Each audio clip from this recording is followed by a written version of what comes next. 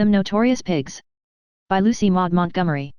John Harrington was a woman-hater, or thought that he was, which amounts to the same thing.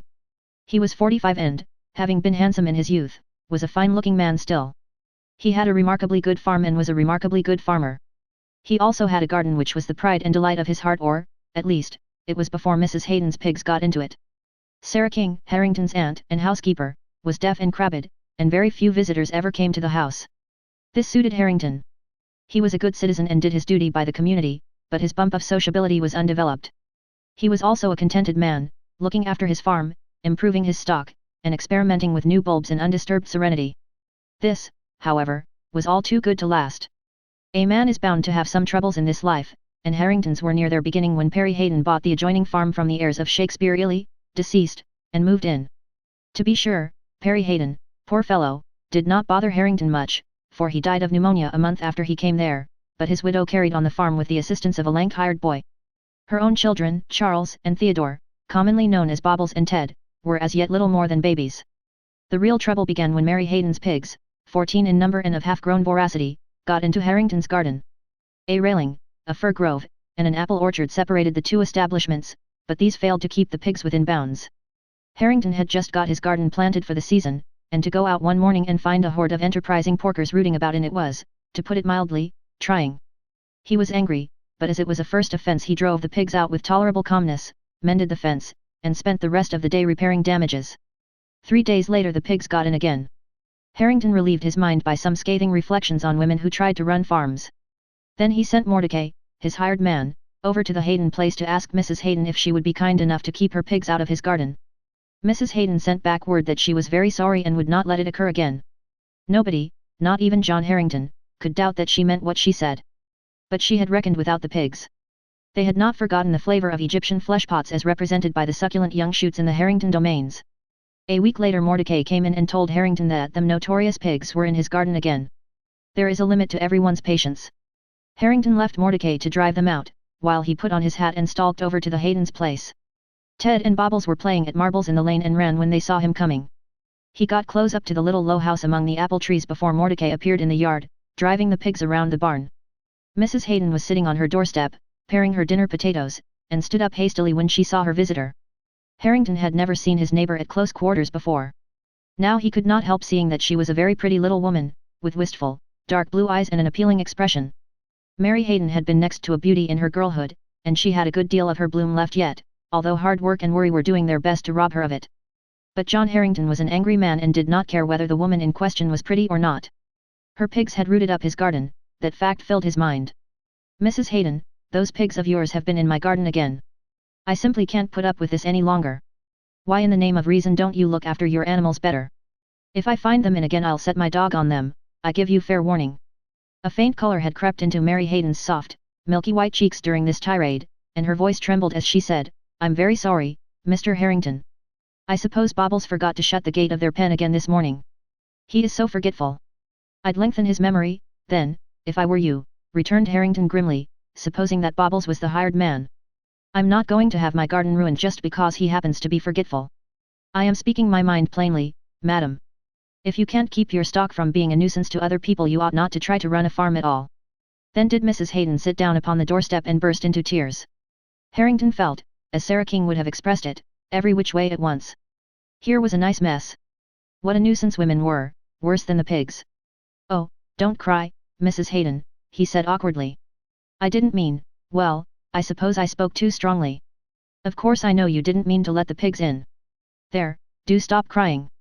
I beg your pardon if I've hurt your feelings. Oh, it isn't that, sobbed Mrs. Hayden, wiping away her tears.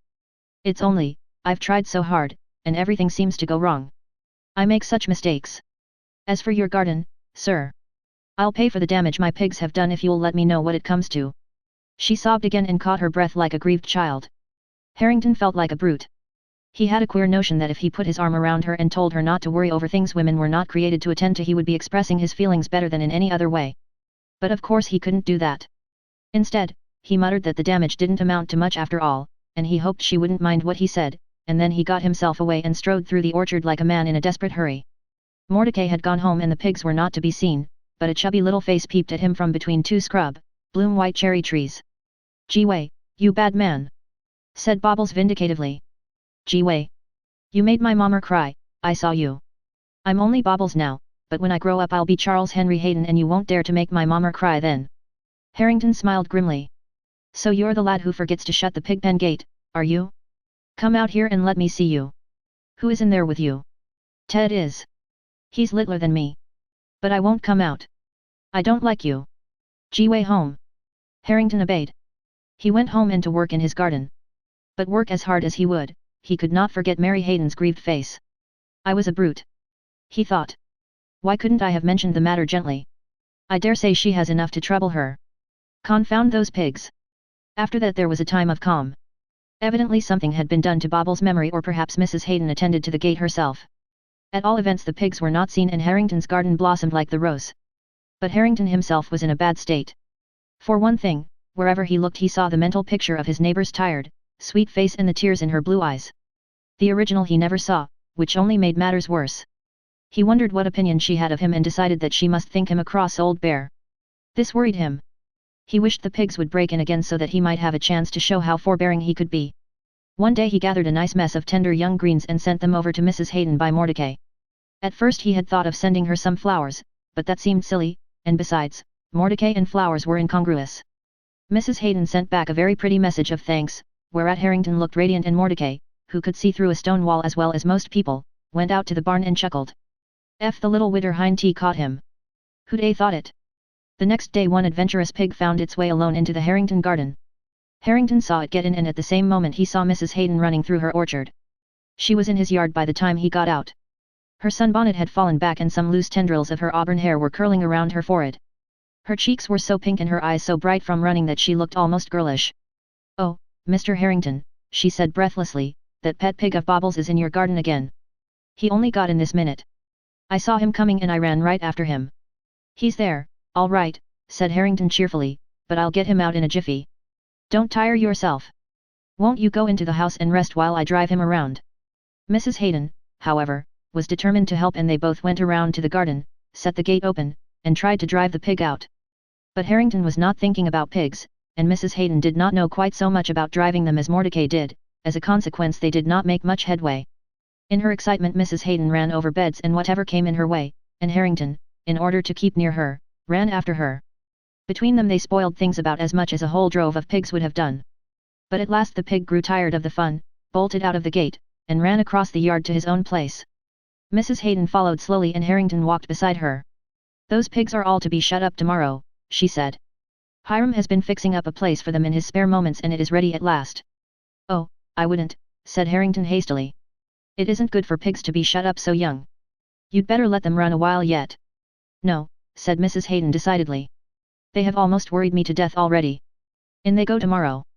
They were at the lane gate now, and Harrington had to open it and let her pass through. He felt quite desperate as he watched her trip up through the rows of apple trees, her blue gingham skirt brushing the lush grasses where a lacy tangle of sunbeams and shadows lay. Bobbles and Ted came running to meet her and the three, hand in hand, disappeared from sight.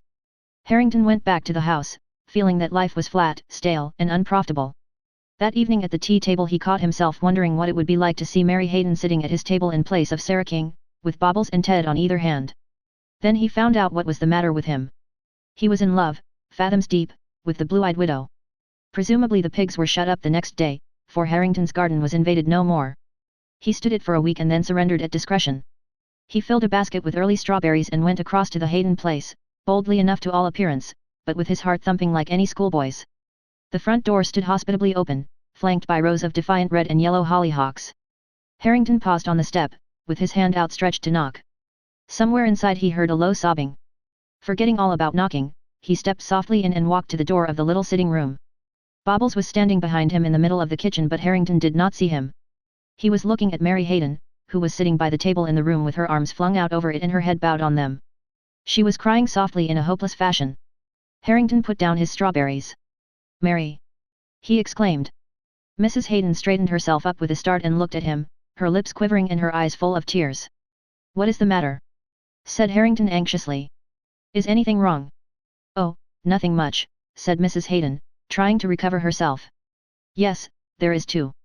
But it is very foolish of me to be going on like this. I didn't know anyone was near. And I was feeling so discouraged. The colt broke his leg in the swamp pasture today and Hiram had to shoot him. It was Ted's colt. But there is no use in crying over it. And by way of proving this, the poor, tired, overburdened little woman began to cry again. She was past caring whether Harrington saw her or not. The woman-hater was so distressed that he forgot to be nervous. He sat down and put his arm around her and spoke out what was in his mind without further parley. Don't cry, Mary. Listen to me. You were never meant to run a farm and be killed with worry. You ought to be looked after and petted. I want you to marry me and then everything will be all right. I've loved you ever since that day I came over here and made you cry. Do you think you can like me a little, Mary?